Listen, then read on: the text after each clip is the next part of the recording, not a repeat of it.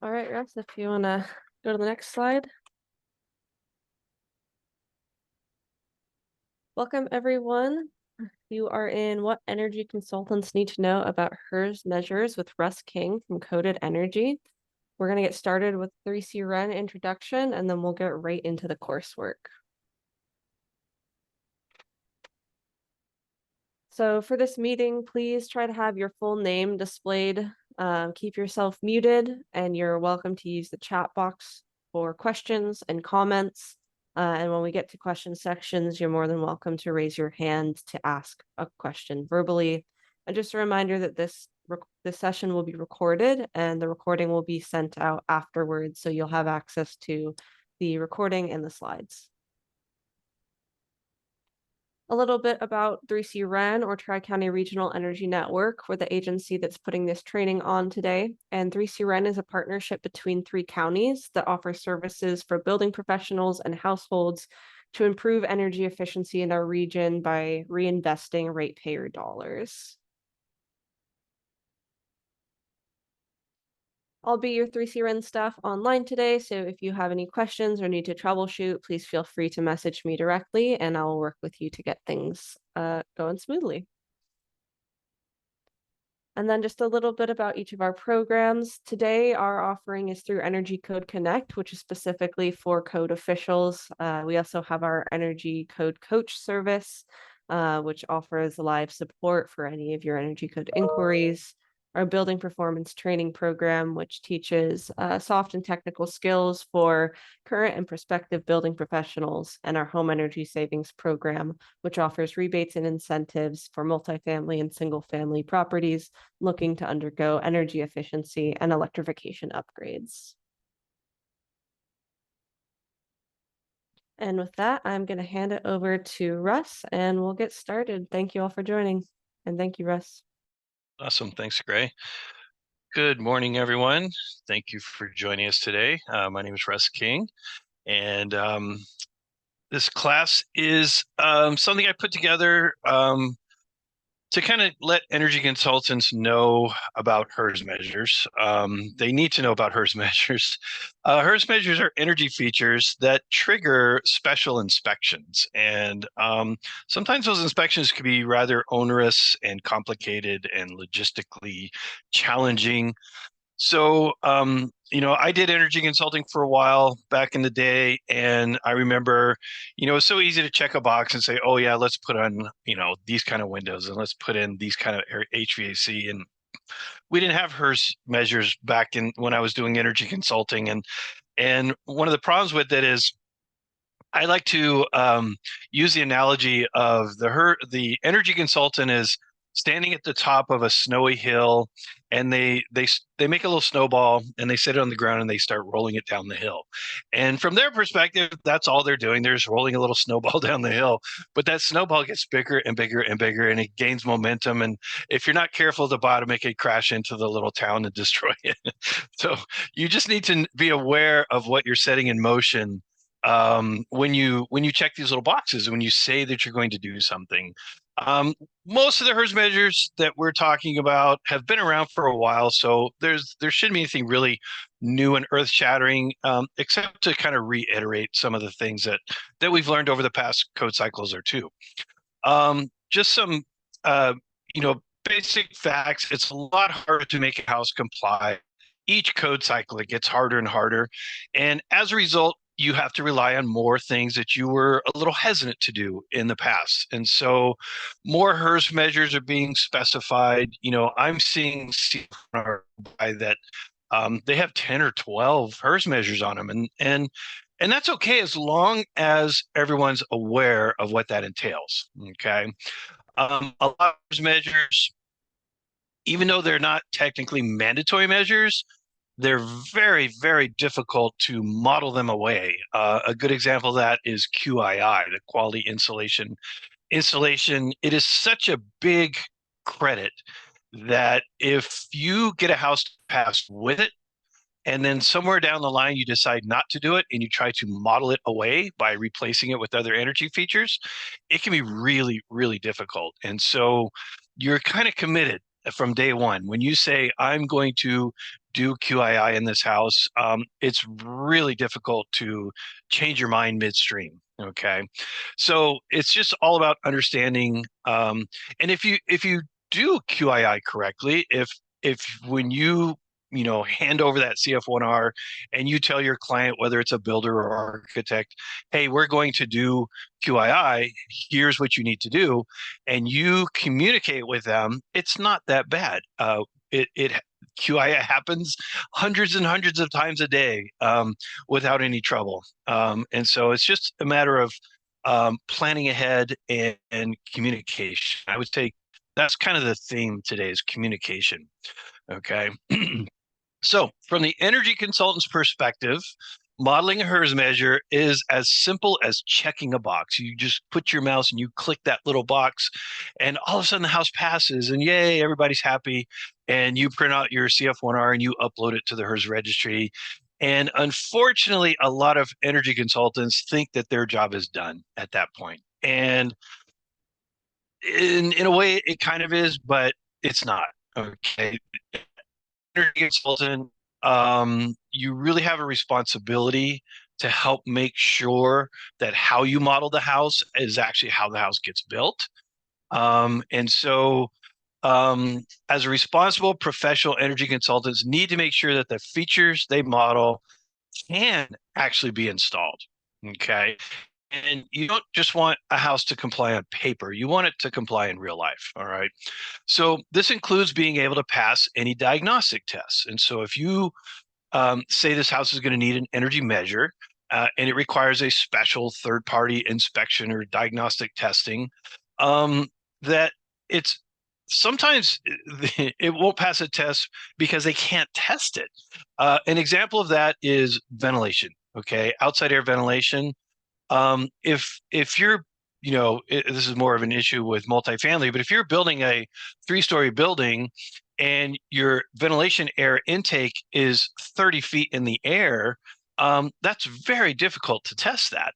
And so you need to let your clients know what's entailed in the test so that they can take steps to make sure that what they install is testable. All right. So that's another sort of theme that that's gonna be throughout these things is not just that they pass a test, but that they can be tested. All right.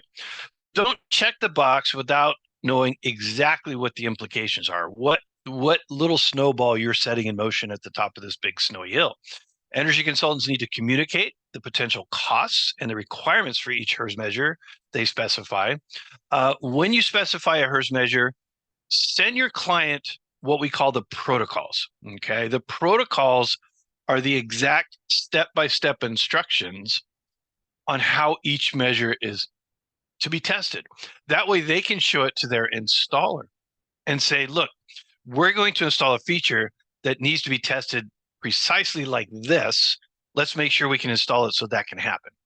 All right. Because if a HERS rater gets out there and says, hey, I can't test this, that's a fail. All right. It's not a oh, you're accepted from having to be tested.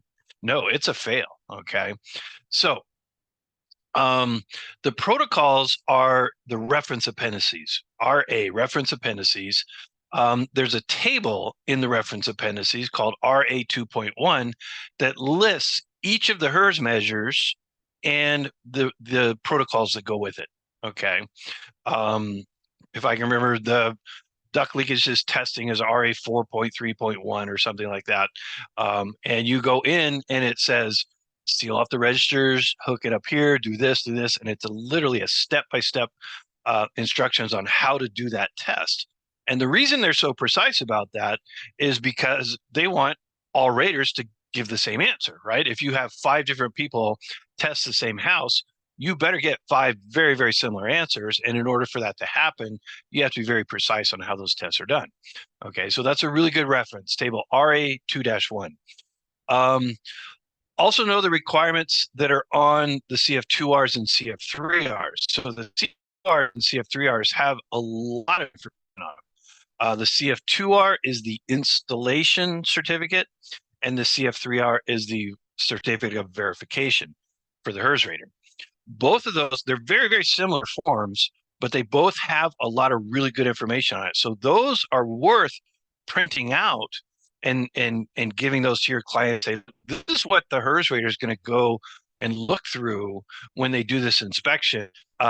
This is like the answers to the test. Okay, use this and go out to the house and do it yourself, so that when the HERS rater comes out there, you know you're going to pass the test. Okay, so that's useful too. So be sure to look at those. So lots and lots of HERS measures. These are the HERS measures for 2022. There might be one or two that are missing from this list. This whole single family, multifamily stuff has made things very weird. This is, we're primarily talking about single family today. But these are all the HERS measures, and the list gets longer and longer. Yeah, the list gets longer and longer. I've talked to a lot of building departments that say, why aren't all the why aren't all energy measures HERS measures? Why isn't the HERS rater checking everything? We're, building inspectors, we got other stuff to do. The energy code is very complicated. But anyways, that different issue. So here they are. I won't go through all of these. I'll point out some of the more important ones. QII is at the top of the list for a lot of reasons, and that is because it is probably the most complicated, and certainly early on, it had the highest fail rate of any HERS measure. All right. Duct location, surface area, and R factor, not very common. Very low leakage ducts and conditioned space, all these wonderful acronyms. LLHU, low leakage air handling unit. Design. No particular order on these. Some of the most common ones are going to be duct sealing, airflow, fan watt draw. What else? Airflow, reduced infiltration, maybe a blower door test and things like that. So just a little history of all these. Back in the early 90s, there were no HERS tests. Okay. And back then, everything that was being inspected by the building inspector was pretty straightforward. It usually had a label. Like they could read the label on the water heater, they could read the label on the furnace, they could read the label on the windows, they could look at the R value in the walls, and it was all just going out and checking stuff. And then they started, the energy code started encouraging, if not flat out requiring, certain kinds of measures that depended on how well they were installed.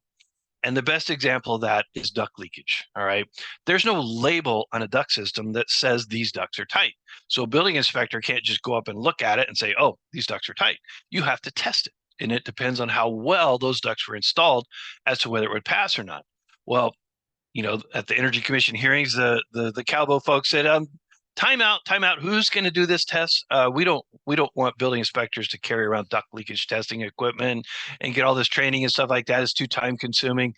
And so they eventually decided that they would have special inspectors do this. And there's special inspectors for pretty much any trade you can think of. There's a special inspector.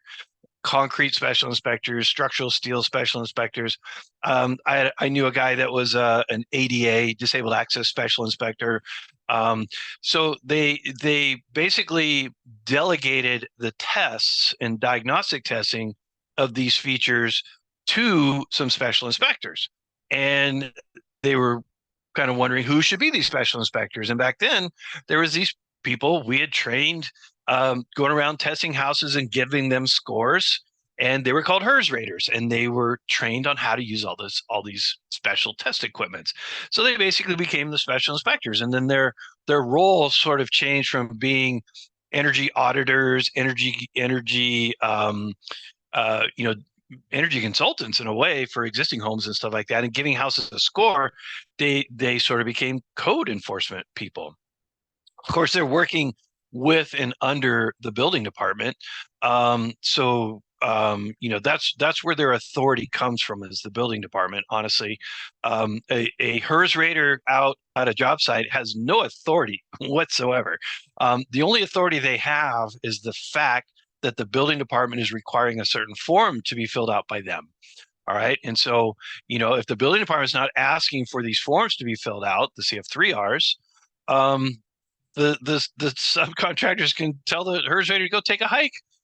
go away. We don't need you. They're not asking for those forms. But as soon as the building department says, yes, I need the HERS rater to sign a form, then the HERS rater goes to the job site, make sure it passes, signs the form, et cetera, and off they go. All right. So sorry, kind of a little sidebar there, but I think it's important to kind of understand, where all this is coming from. So we're going to dive into most of the more complicated ones of these, and certainly the ones that are kind of give you the biggest bang for the buck. Okay. All right. So first and foremost, QII. So it's now a prescriptive measure. It used to be an extra credit. Now it's a prescriptive measure. So it's on the house that your house is being compared to. It's on the standard house that the proposed house is being compared to. So you can theoretically choose not to put it on the proposed house, and then you have to dig out of that hole. You've created a big compliance deficit that you need to make up with the other energy features. Okay. There is an exception for additions of 700 square feet or less. It's not a prescriptive measure. Instead of it being an extra credit, now is a big penalty for not doing it. So the vast, vast majority of homes will have it on there. Okay. There's some great, very detailed classes about QII. If you go to Energy Code ACE and you search for decoding QII, there's a really good class that Gina Rada and I do. And then probably the single best resource is something that I started a long time ago, and it's kind of grown on its own, and it's called the CalCerts QII Handbook. All right. There'll be a link to it here in a bit. If you just search for that, be sure to search for 2022 CalCerts QII Handbook, and it'll come up. It's a free PDF download. And it's gone from, 110 pages to it might be 170 pages now. It's really grown a lot. And all it really is the protocols, the QII protocols out of the reference appendices. But we've added photos, we've added diagrams, we've added explanations, we've added examples, we've added all kinds of cool stuff. So there you go. All right. I just noticed there's a bunch of stuff in the chat. QII. Yep. QII. Got it. Good. There's a link. Excellent. How are you testing QII? That we'll get into that. It's definitely it requires several visits to the house. There's multiple inspections. All right. Lame ducks. I'm not sure what that's. Oh, lame duck. Good one. All right. Okay.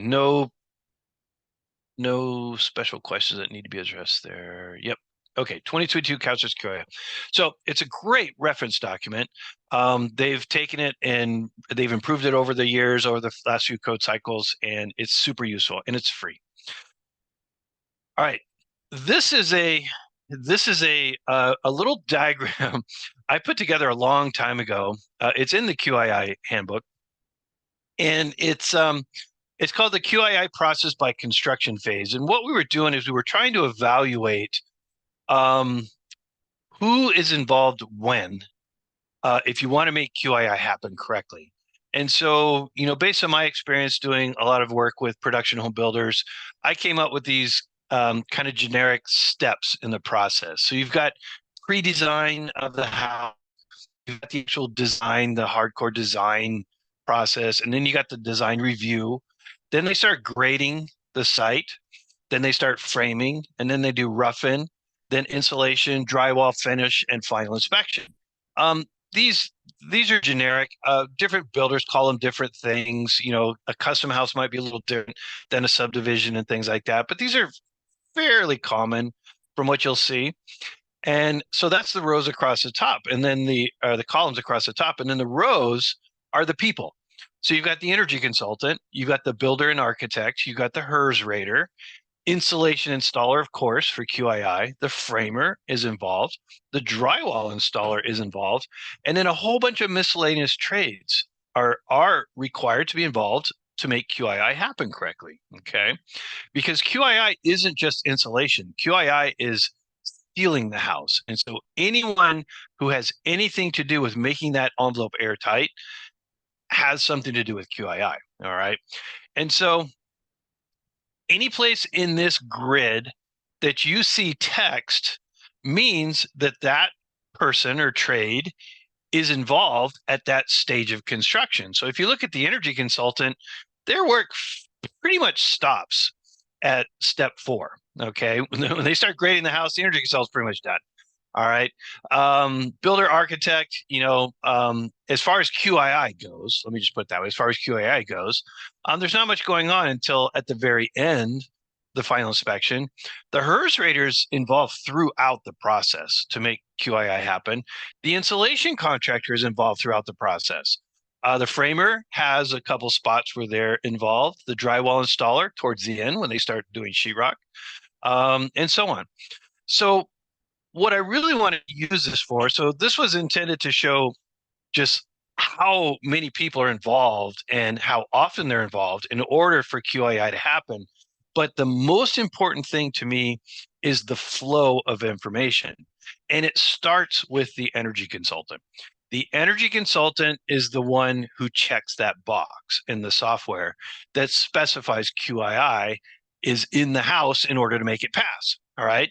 And some energy consultants just print it out, send it off, and they're done with it. They don't even explain it to their client. You need to explain it, not just all the features that you've talked about, but specifically what's involved with QII. And so the energy consultant specifies QII, and this red arrow here, this is a flow of information.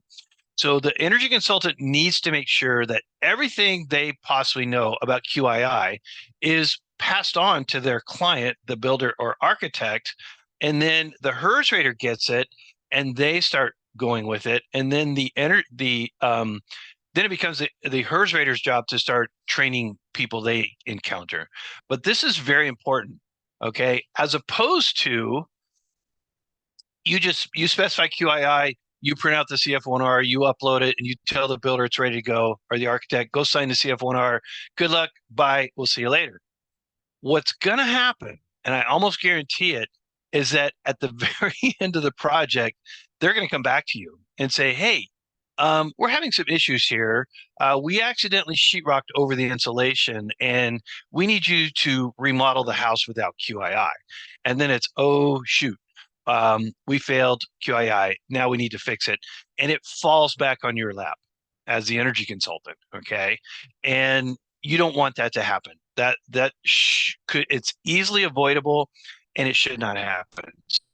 The way you prevent it from happening is to make sure this flow of information occurs. Make sure you tell the builder or architect that they then engage a HERS rater as early as possible, and then the HERS rater can then take over and make sure thing happens along the way. Okay, so very important. So, builder tips for new projects. If the project needs QII, and it'll be shown right on the CF1R, it's pretty hard to miss, evaluate the plans very carefully. Look for unclear parts of the thermal boundary. How are you going to have a continuous thermal boundary throughout the entire house? A really critical part is when you have a 2-story house with an attached garage, where that first floor ceiling continues out into the garage, where the wall between the house and the garage and the ceiling then continues into the garage. Look very closely there.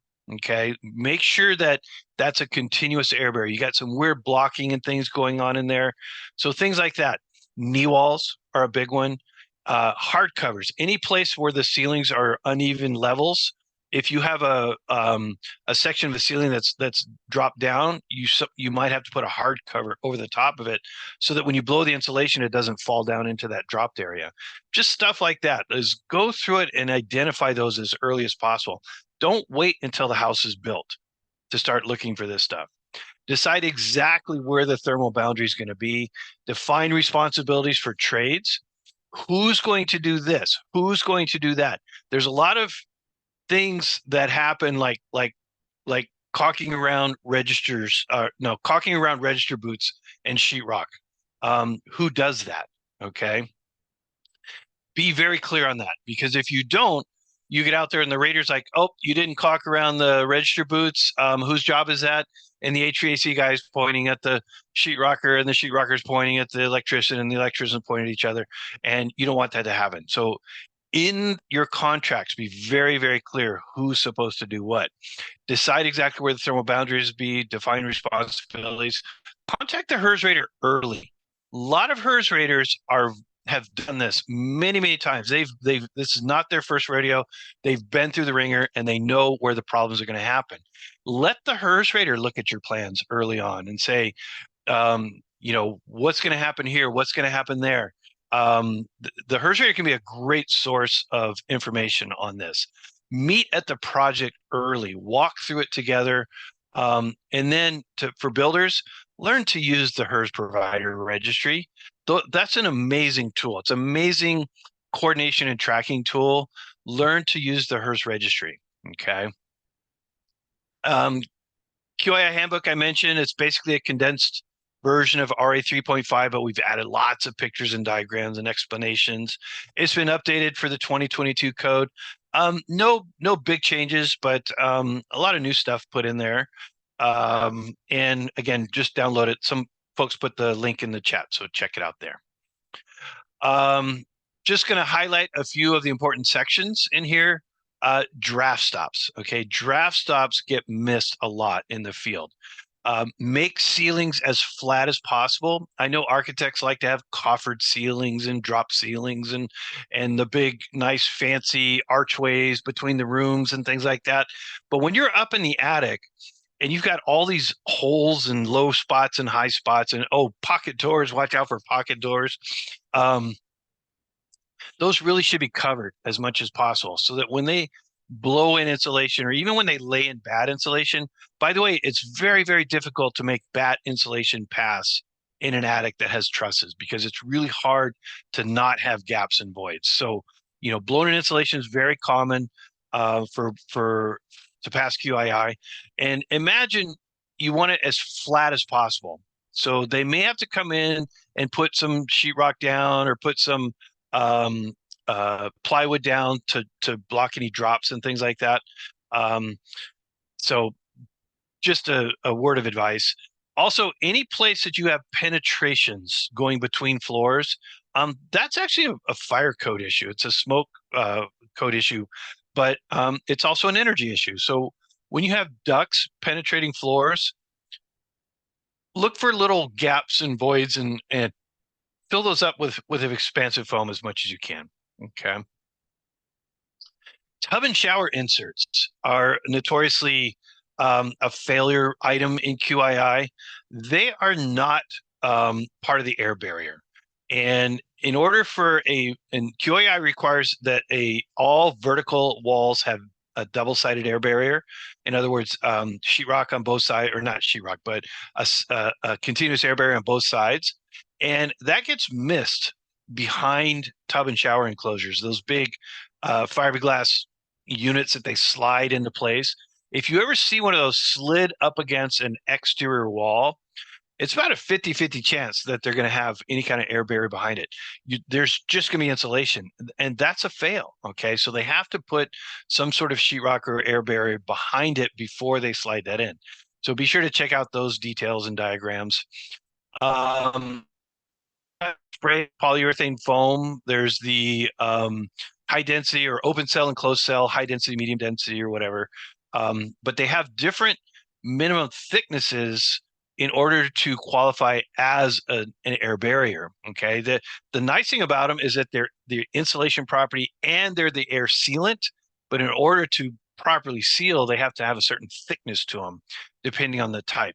It is okay to have voids behind the sheetrock, as long as the void as long as it meets the minimum thickness of the wall. Okay, especially at the end, because that's what we're talking about here is air leaking through this corner right here. And in order for this to be considered an air barrier, you have to come out 5.5 inches. It's actually kind of an arc from that point potential leak. And so you can't have any voids in that region.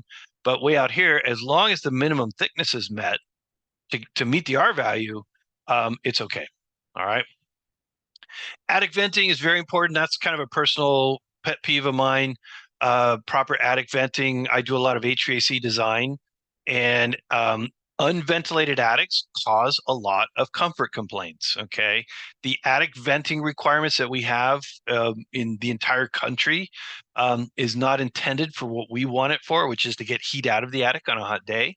And so if you block what little ventilation code requires, you start getting heat buildup in the attic. And if your ducts are up there, it's a big problem. So be sure to check that. Knee walls. One of the biggest challenges with knee walls is because they're considered a vertical surface, they have to have an air barrier on both sides. So you're going to have sheetrock on the attic side of a knee wall or some other material, approved material.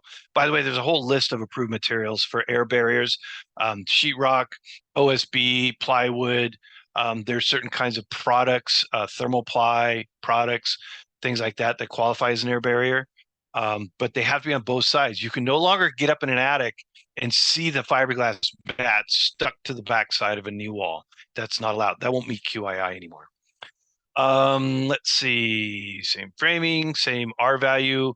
Also look in the CF1R. A lot of times energy consultants will model a knee wall or a skylight well, but they'll forget that it's a very different wall than the exterior walls, but they'll kind of lump it in with the exterior walls, and it's actually a different wall in terms of the materials. So make sure that those are, if you do have knee walls or skylight wells, that those are called out properly, okay? Windows and door headers, probably my least favorite part of QII. I think it's just it's one of those things that in the grand scheme of things, it's such a minor little detail, but it can cause a project to fail. And I think that's just I think the requirements are kind of poorly written, honestly. But the point is that the header needs to be insulated. Now, if you're doing rigid foam on the outside of the house, it's kind of already done and you don't have to worry about it. But if you're not doing rigid foam on the outside of the house, the headers have to be insulated specially. For our 2x4s, it's a minimum of R3, and for 2x6 or larger, it's a minimum of R5. The protocols actually say that it has to be on the interior side, but I asked Energy Commission staff, and they said, well, the only reason we put that is so that to make sure people can see it. So in my mind, as long as you can see it and make sure that that insulation is there, it's okay. It doesn't have to be on the inside. So anyways, there you go. Insulated headers. Make sure the builder knows about this requirement, okay? What I would like to see, and if you guys are, participate in the code development process, what I would like to see is that this be a something that you can opt out of, and maybe say, I don't want to insulate my headers. I'll take a tiny penalty for not insulating my headers. Because if you think about the surface area that's involved and the difference in R value between an insulated header and an uninsulated header, it's a really, really minor thing. But it can cause a project to fail. So to be aware of that. Unvented attics. Unvented attics is a new thing. All right. Unvented attics. Now, a vented attic, if you put insulation under the roof deck, that insulation does not have to meet the QII standard because it is not separating conditioned space from unconditioned space. It is keeping heat from coming into a vented attic. But an unvented attic, the insulation at the roof deck is separating conditioned from unconditioned space, and therefore it has to meet the QII protocols, and no gaps, no voids, proper depth, all that good stuff, full contact with the substrate, the roof decking in that case. So be very careful about that. It's different than a high performance attic, okay, which is a vented attic. In a high performance attic, the insulation that's separating conditioned space from unconditioned space is at the ceiling. And so that's the only part that has to meet QII, is that right there. Okay. Let's see. I'm just checking the chat here. Suggestions about who in Ventura County can help a homeowner design replace trusses on a 2-story home to convert the vented attic into conditioned space. If anyone knows, please chime in. They're looking for referrals. All right. Sorry about the barking dogs if you can hear those in the background. At the very, very end of the QII handbook are some checklists, okay? And they basically took the CF2R, CF3R, ENV21, and ENV22 forms and converted those into a checklist. And just so they can so the builder or installer can just go through and check things off. They can walk through the project. Again, it's like giving them the answers to the tests, okay? If you if you if you're taking a quiz and somebody goes, here's the answers to the test, and you look at it and you go, okay, here you go. That's what these are. They're like the answers to the test. So and it's not cheating if you use them. Okay. So be sure to have those out in the field. And then also at the end of the QII handbook is a little document called How to Read the Insulation Requirements on a CF1R Perf 01. All right. For energy consultants, we've seen CF1R Perf 01s all the time. We know what they look like. We know how to read them. We know what it is. But if you hand that to a person who's never seen one before, it is really hard to read. It is worse than tax documents, okay? It has all these weird terminologies. It's not organized very well. You've got general information, you got all this weird compliance numbers, and then you got special features, and then it goes into window fenestration. What the heck is fenestration? So the point is they're not easy to read. And so if you hand one of these to an HVAC an insulation contractor who is not used to reading these, they're not going to know how to find what they're supposed to do. All right. So this little document kind of walks them through and says, okay, go here to find the ceiling insulation. Go here to find if you need radiant barrier. Go here to find if you need this. And here's where it shows that your QII is required and all this other stuff. So it walks them through that process. So it's very useful. Very, very useful. All right. QII is something called the non-standard R value SPF. So spray-on polyurethane foam has these default R value per inches. But if you're an energy consultant and you know that the builder is going to use a specific product that has a specific R value per inch, and you model that triggers some extra stuff. Now, here's the weird thing. If you do that, but the house does not have QII, it's a little difficult to document that. So the HERS providers have kind of triggered a form, even though it's not triggered. Excuse me, my breakfast is giving me hiccups. It's not triggered by the QII process, but if it's QII, it's got the forms in it, and there's a place to document the proper R value. But you're going to have to document that R value per inch. You're going to have to get some specs from the manufacturer to prove that that's the case. All right. So, and in the energy compliance software, there's a little box you check that says I'm using a non-standard, and it triggers all that stuff. Okay. But just be aware of that. Okay, here's some new credits. So we're done with QII. If you want to learn more about QII, there's a whole class on it. Energy Code ACE has a class on it, and you can read through the QII handbook. So now we're going to go into some other HERS measures. This is a big one. Not very common, as common as people thought it was going to be. Duct location, surface area, and R value. Basically, this is taking credit for a duct system that's either in an interesting location, or it's really short, or otherwise it's the way it's laid out is very efficient, and you can model it. The problem is there's a timing, there's a cart before the horse issue here. In order to very carefully model a duct layout, you have to have a duct design, and to have a duct design, you need the energy features, and to get your energy features, you need to comply with the energy code. But to comply with the energy code, you need a duct design. So there's kind of this catch-22, and so they can take a stab at a design and take credit for it. And so the bottom line is it just doesn't happen very often. So if you want to take this credit, or if you see somebody taking this credit, they're going to have to do a really, really good duct design. Okay. And it has to be done before you even model the house, okay? And you're going to have to know areas and lengths and diameters of the ducts, where they are they buried, are they in the attic, are they in conditioned space? So you're going to need a pretty detailed plan to get that. I'm hoping that with some new software that's being developed, it'll be a lot easier to do that. I think it's a worthwhile credit to take. I've heard that it doesn't give you a lot of credit when you take that credit, but I do know that it's a lot of work to verify. Okay, so be aware of that. Reduced duct surface area is only a credit if the installed duct surface area is less than a default number. Okay, what is that default number? Well, go to the ACM ACM chapter 2.4.6.4 for returns and 2.6.5 for supplies. There's a little formula there, and it'll say a two-story house of this many square feet will have this much surface area.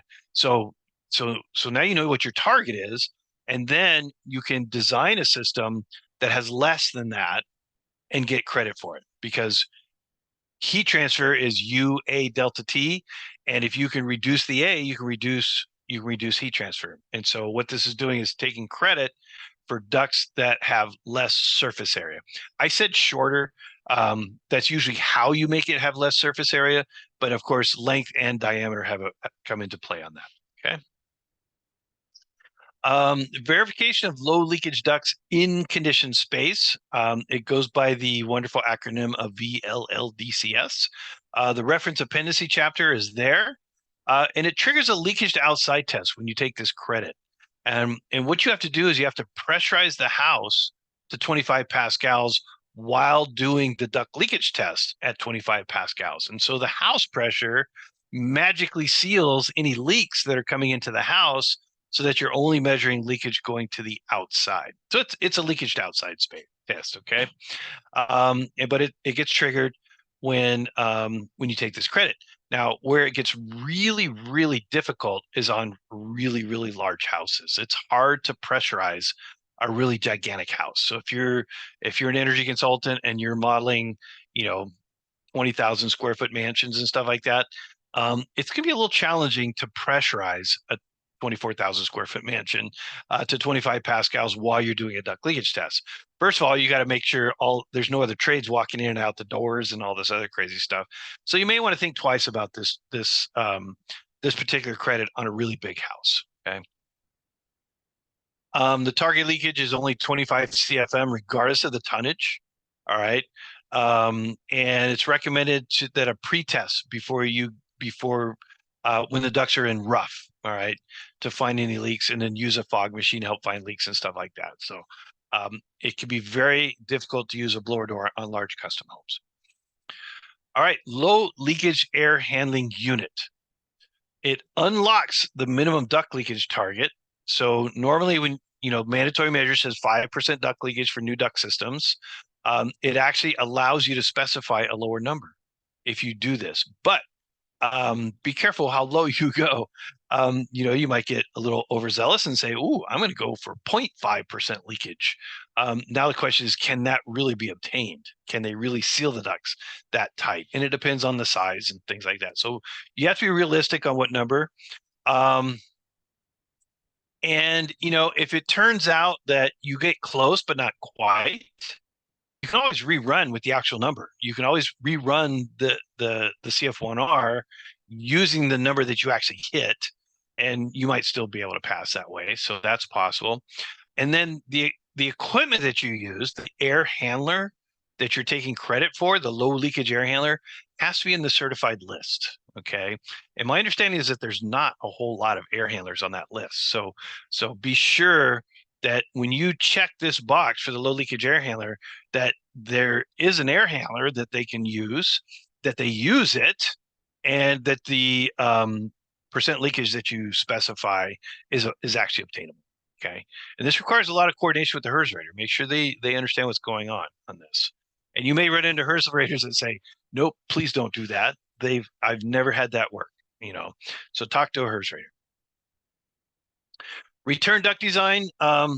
Basically, this gets you out of a HERS test. That's the main purpose of this. So back when they first required airflow and fan watt draw for new systems in new homes, the building industry was concerned that they were going to fail this test, and they needed a prescriptive way to get out of it as opposed to a performance way. And so the Energy Commission, in my opinion, kind of caved on this one and said, okay, well, if you put in really gigantic return ducts, we will exempt you from the airflow and fan watt draw tests. And I will tell you that's not a fair trade. All right. But it is what it is. It's the code.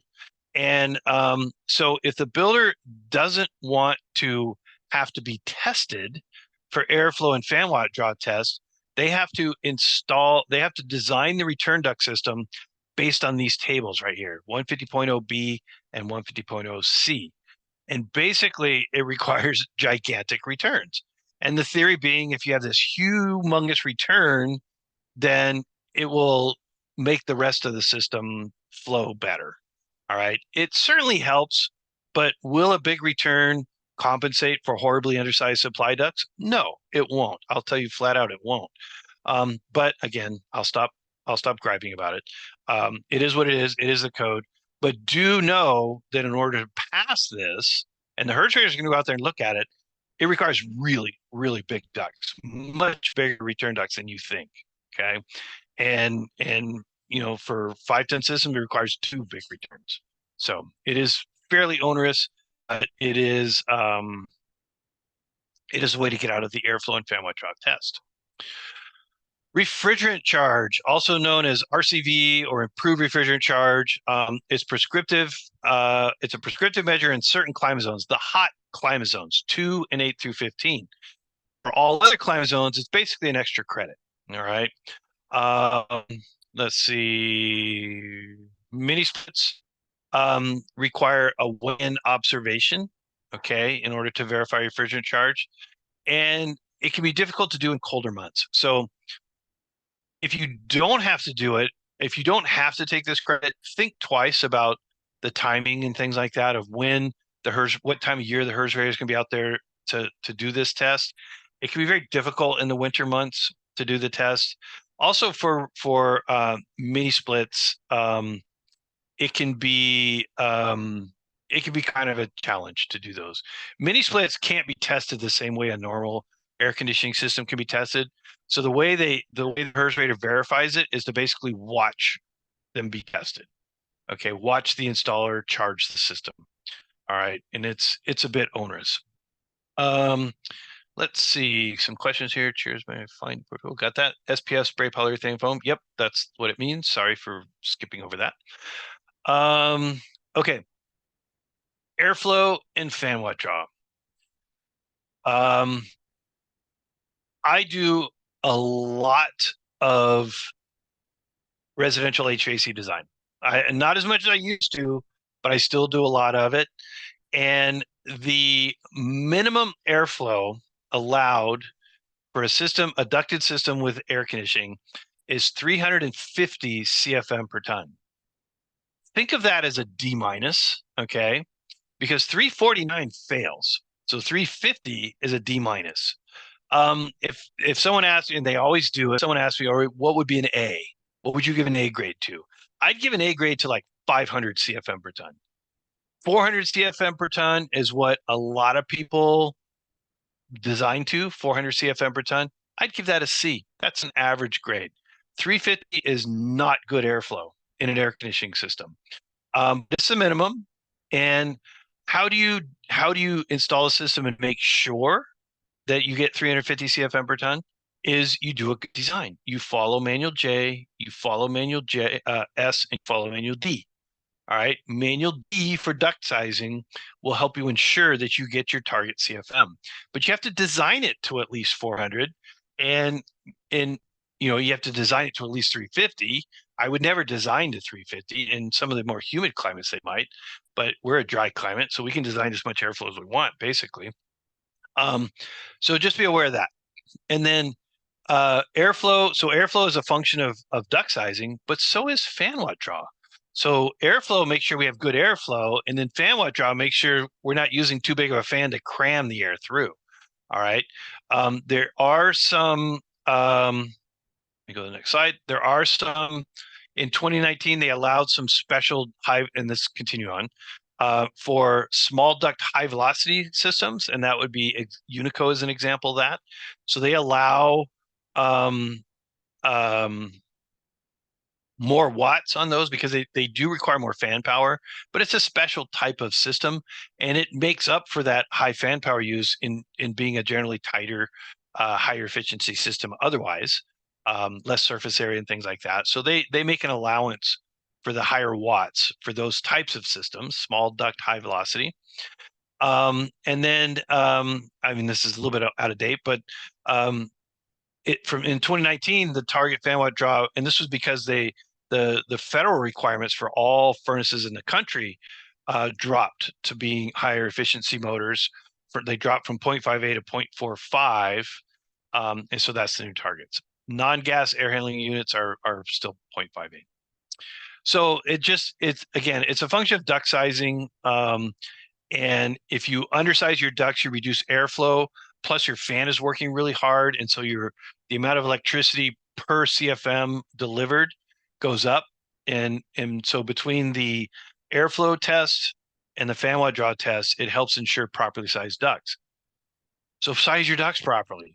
I can't say that any more clearly. Use manual D, J, S, and D. All right. Verified SEER and EER, and obviously you can put the 2 at the end of these. So, back in the day, if you claimed credit for high efficiency equipment, the building inspector could just go out, read the model number, look it up, and they could verify it. Now with the AHRI matching requirements and things like that, in order to truly document high efficiency equipment, it's a lot more complicated, and so it moved over into the realm of the HERS raters, a HERS measure, being a HERS measure. So basically, if the energy consultant takes credit for anything above minimum efficiency, it triggers this requirement. And then the HERS rater has to go out and collect model numbers of the condenser, the coil, the furnace, all those things, heat pump, air handler, fan coil unit. And they have to go to the AHRI directory and find that exact match, and then document the actual installed efficiency. Okay. And actually, I think this might be old. 14 serial 11.7. I can't remember if that's the same trigger. But the point is that it can be a bit of a tedious process to collect the information of the make and model number, and the rater has to see those numbers. You can't rely on somebody sending those numbers to you. The rater has to see those make and model numbers, and then you got to look them up in the AHRI directory, and it's not the most user-friendly directory in the world.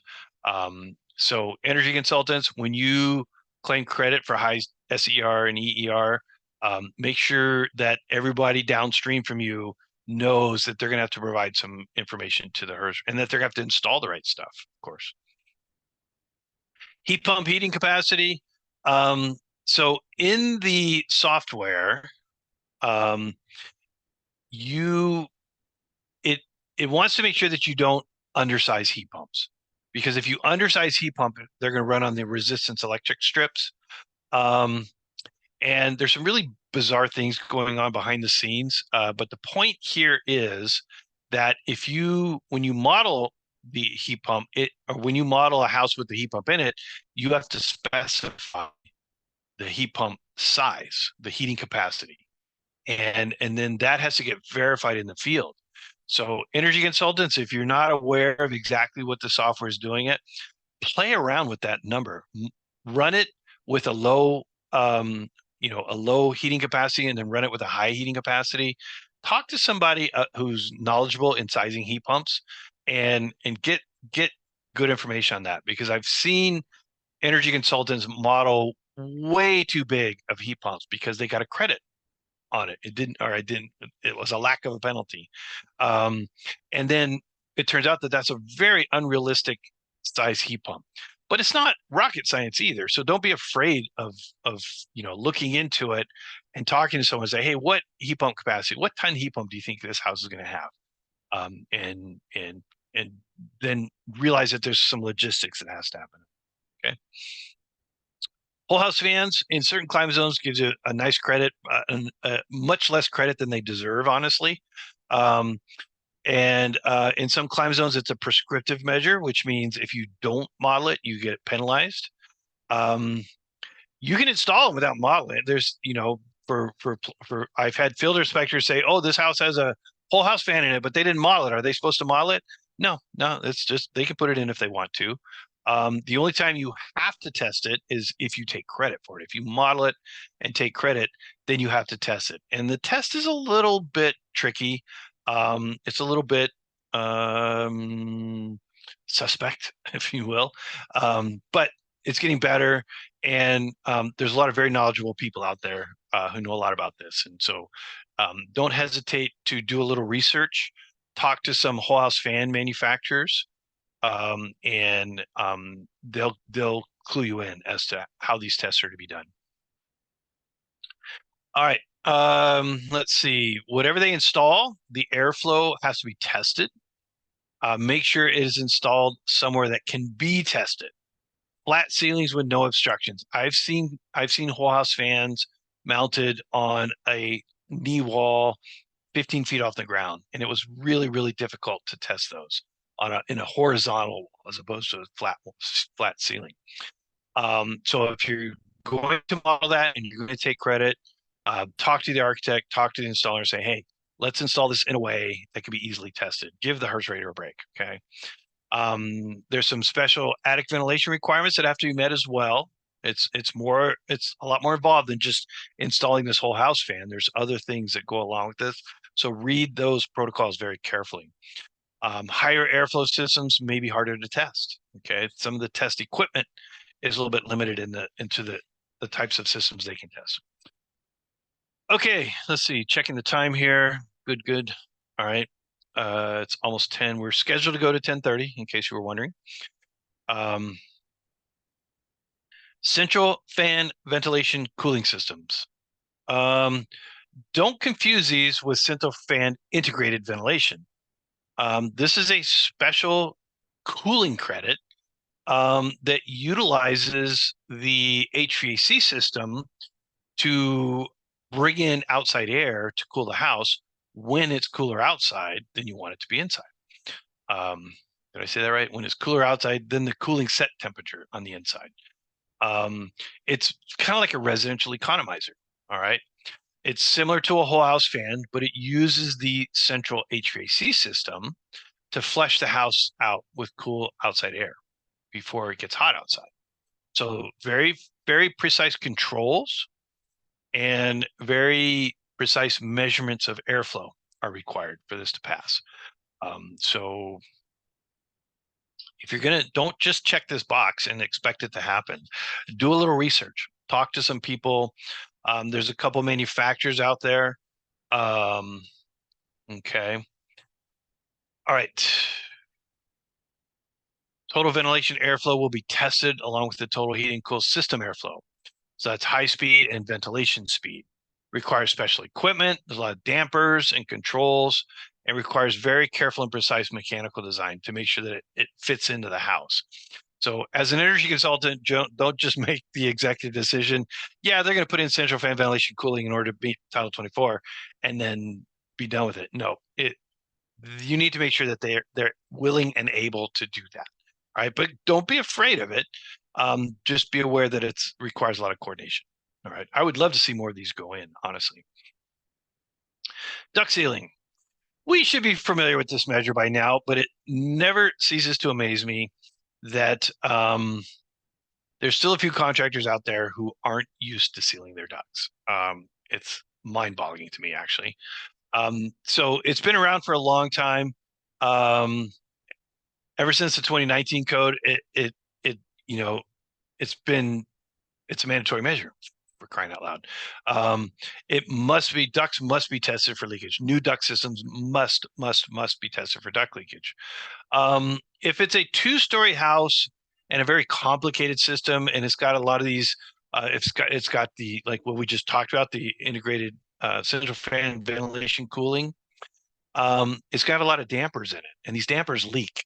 So it's really a good idea in two-story houses where a lot of the ducts are going to get covered up, to do a rough test, and that's just just taping over the register boots, taping off the air handler, testing the ducts at the rough stage of construction to make sure there's no unanticipated leaks that are going to get covered up in the sheetrock, or to make sure that all these fancy dampers and things are gonna not cause it to fail.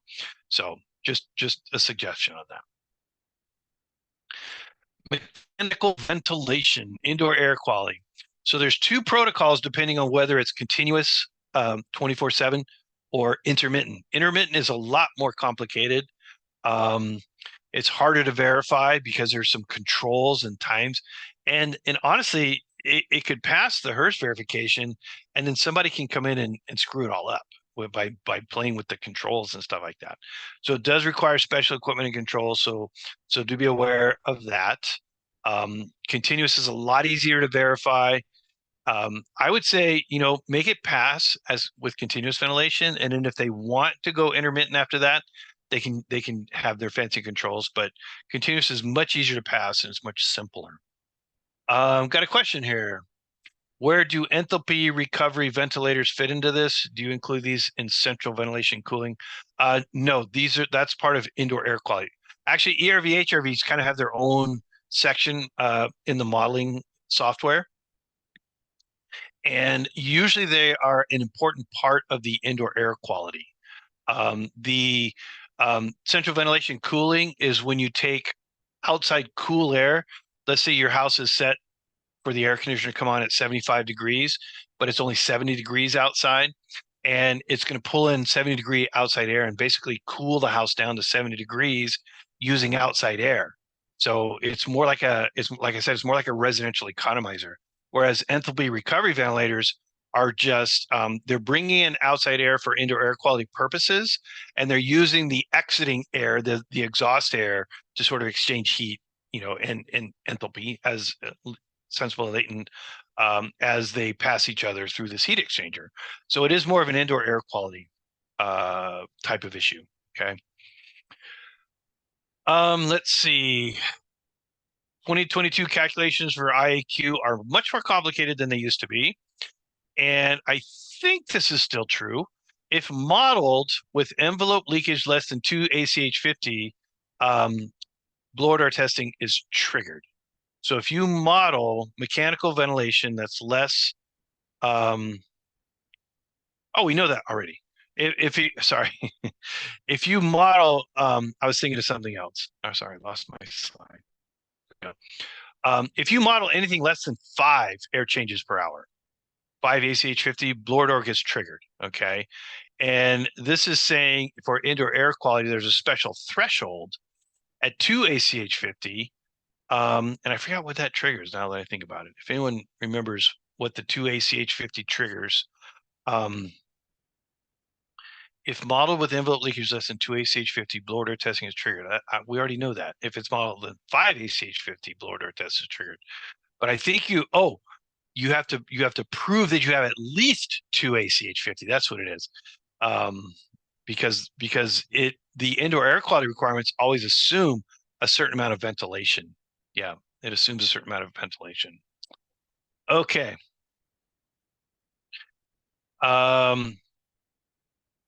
Multifamily mechanical ventilation. We're going to talk a little bit about multifamily. So in multifamily, you have dwelling units that are adjacent to each other, that they share walls. And when we normally talk about ventilation, we're talking about getting outside air to come into the house. And part of that is through infiltration. The problem with multifamily buildings that share a wall is infiltration can come from adjacent structures, okay? And so they want to make sure that the dwelling unit is tight between dwelling units, all right? And what causes infiltration is if you have an unbalanced ventilation system. So if you're either pressurizing your dwelling unit or depressurizing your dwelling unit, you can cause a pressure differential between dwelling units and cause infiltration.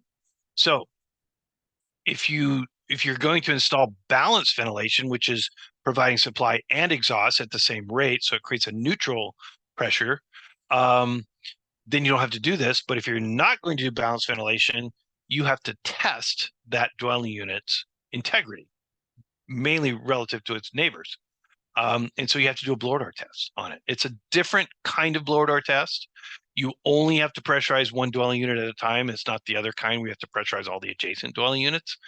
But do be aware that it's doing the test can cost more than putting in the balanced ventilation. All right, so be sure to look into that. If you model a multifamily dwelling unit and it does not have balanced ventilation, that's going to trigger some special stuff. Okay. Got a question? What do you do with the range exhaust and bathroom fans when you do that blower door test? They're off during the test. Yeah, the range hood and bathroom fans are off during the test. Now they're a source of leakage because they have backdraft dampers. Now in new construction, we typically depressurize, and that's going to pull all the backdraft dampers closed. In existing homes, you pressurize. You cannot tape them. No, you're not supposed to tape anything that would not be normally taped. You're not supposed to tape it during the blower door test. Okay. Let's see. Yep, got all that. All right. Multifamily dwelling unit enclosure ceiling. So this is, if you look on the CF3R ENV20, actually, gosh darn, I think it's the LMCI now. Low rise LRCI. I can't remember the name. But it's the ENV20. All right. The ENV20 for multifamily buildings. If you read what it says, when multifamily attached dwelling units must comply with the maximum dwelling unit enclosure air leakage specified in standards, blah, blah, blah. And I think this is now like section 160 or 170 now. The test shall be conducted with the dwelling unit as if it were exposed to the outside air on all sides, top and bottom, by opening doors and windows of adjacent dwelling units as specified in RA 3.8.3.1. Okay, so that's the protocol 3.8.3.1. And it's basically saying, because there was a lot of confusion back in the day, they were talking about doing blower door tests on multifamily buildings to measure their infiltration. And in order to do that, you had to simultaneously pressurize any adjacent dwelling unit. So you could need like 9 blower door fans in order to test one apartment. And that was ridiculous. I mean, in terms of being a pain in the butt, it was ridiculous. This is different. This is different. All you're doing is you're testing one dwelling unit at a time. You're hooking a blower door to it, and you're testing the overall integrity to make sure that it's tight, so that when you do run a non-balanced ventilation system, you're not pulling air from your neighbors or pushing air into your neighbors. Okay. And it could be substantial. I went to investigate a condo where the neighbor was complaining about smells from his neighbors, and I went to look at it, and I walked in his front door, and it smelled like he was cooking Indian food. It smelled wonderful. It was curry, had all the spices were awesome. I go, oh man, whatever you're making smells delicious. And he goes, that's not me, that's my neighbors. And so his neighbors, everything his neighbors cooked, he could smell as though they were cooking inside his apartment. And so you do have to be careful with sealing between dwelling units. Okay. All right. Bottom line, if they install balanced IAQ ventilation, you don't have to do this blower door test.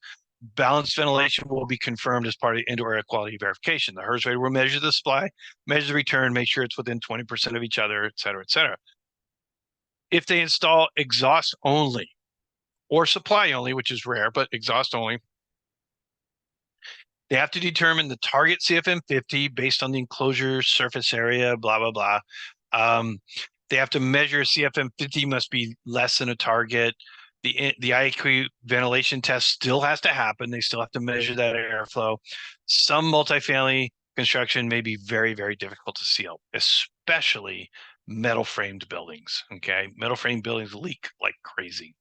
So the bottom line there is you really, really, really should do balanced ventilation for a variety of reasons, but not the least of which is that it may be really hard to pass because honestly, you're kind of cheap. The builder's kind of being cheap and not putting in balanced ventilation, but he's triggering all these very expensive tests. So be aware of that. Blower door test. We've been doing blower door tests for a long, long time. We have a lot of mandatory sealing requirements in new construction. You have to caulk things, you have to seal things, you have to do this. And then QII requires it even more, caulking, sealing, air barriers and all this stuff. And I've been a little surprised to hear people say that new construction houses aren't as tight as we thought they were. The assumption is that if you do all the mandatory caulking and sealing, that a house without any testing will be right around 5 ACH 50. Okay, that's pretty tight, but we have pretty severe mandatory caulking and sealing requirements. They're just not getting done very well. They're not getting enforced very well. And a lot of people who do blower door tests on new construction are finding that they're not 5 ACH 50. So that was a little disappointing to hear. But the point here is that if you don't model a credit, the software assumes that it's 5 ACH 50. But if you model anything less than 5 ACH 50, it triggers a blower door test. And so a target will show up on the CF1R. The HERS rater has to test that house to make sure it meets that target. If houses aren't meeting the default 5 ACH 50, they're probably gonna have a hard time meeting anything better than that, unless it's a passive house or something like that. So do be aware. Energy consultants, talk to the HERS raters and say, hey, how hard is it to pass a blower door test these days? And obviously it depends builder to builder, but it's worth looking into. Again, don't be afraid to model a tight house. Just know what's involved. And if you do model a tight house, make sure the people downstream from you know exactly what's involved. Okay. Communication, communication, communication. All right, pipe insulation. One of the trickiest parts about pipe insulation is for the HERS rater to see it before it gets covered up. So make sure that energy consultants, if you model pipe insulation, that you make sure everyone is aware that they cannot cover it up until the HERS rater sees it.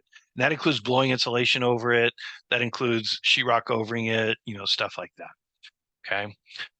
It can only be taken with trunk and branch hot water distribution systems.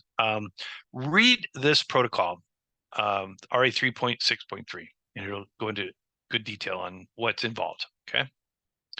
Got a question. So the singular DW needs to be balanced from every adjacent DW. Dwelling unit? I'm not sure what DW is.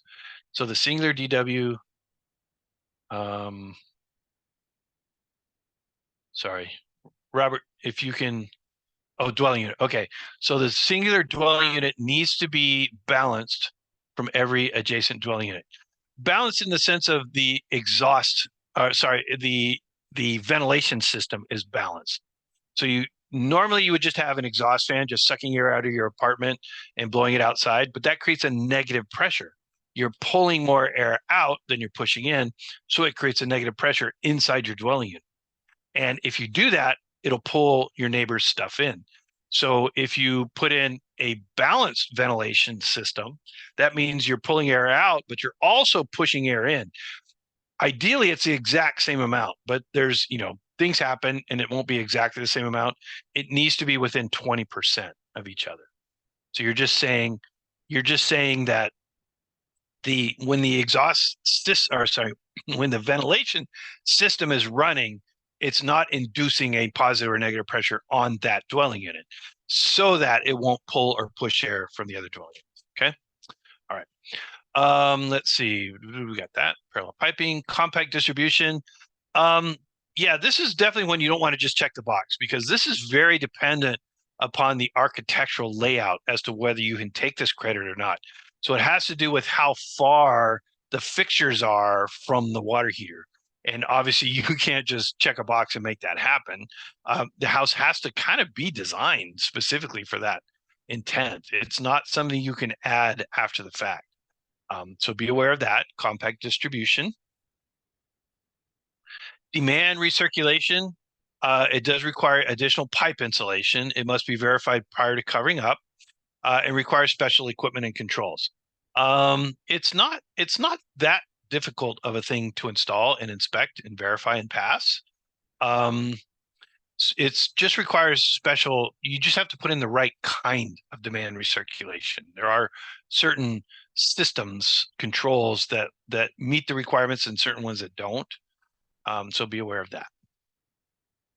Drain water heat recovery device. This is a new widget that came out a code cycle or two ago. And it's actually something it's something I thought about a long time ago. I was, standing in the shower going, man, all this hot water is going out of the shower. If we could somehow capture all that hot water, the heat from the hot water that's going down the drain, and preheat the water that's going into our water heater. And then someone beat me to it. But I'm sure a lot of people thought of the same thing. It's a pretty obvious thing to think about. But they've developed them, and they have a testing protocol, and they've documented that they do save energy.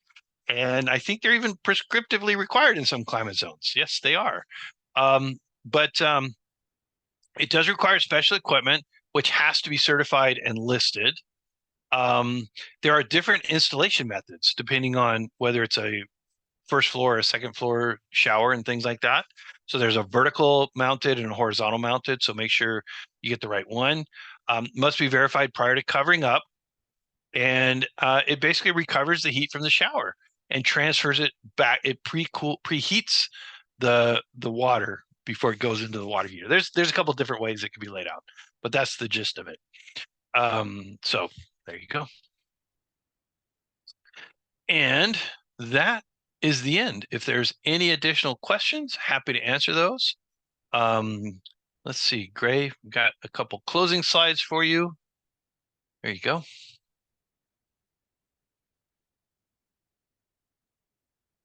Oh, you're not muted, but I'm not hearing you either. Odd. My headset. Thank you everybody so much for joining us. If you have any questions, please feel free to put them in the chat or raise your hand. But in the meantime, you will be getting the slides and the recording and a survey from this training in the next day or so. If you have any questions, please feel free to reach out to me directly. My email is listed there and will be included in the slides. And then we're getting towards the end of the year, but we do have 2 classes coming up to finish out your year strong. We have one this week on the 7th on using life cycle assessments and embodied carbon calculators to make design and product choices. And then we also have one on the 15th around getting past heat pump objections. So feel free to check out our website, or when you get the slides, you can follow the hyperlinks and register there. And barring any other questions, thank you all so much for joining us today.